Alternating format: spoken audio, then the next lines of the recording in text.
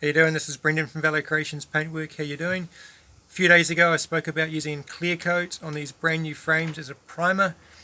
I'm using some 240 with a nice hard block to flatten these tubes right off. As you can see, I've sanded a few tubes here.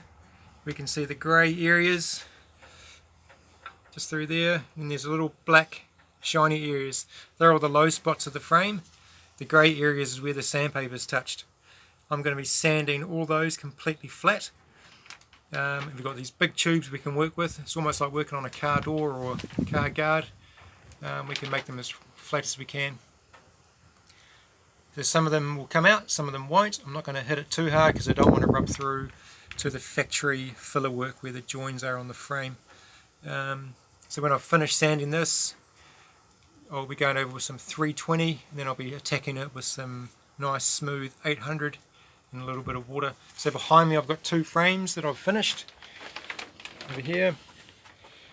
They've all been smoothed off with some nice 800. So it's nice and smooth and dull. There's no shiny areas. There's a few rub throughs here where they're the whole high spots of the frame. I'll be putting a bit of wet on wet primer over those. Which wet on wet primer is dry in 10 to 15 minutes. Bang, you can top coat straight onto it. So these are finished, ready for the final bits of masking, and they can be top coated. There we go. Another frame here that I'm working on. Again, you can see all the black areas. They're all the low spots. So I'll be working pretty hard to make all those flat as possible. There we go.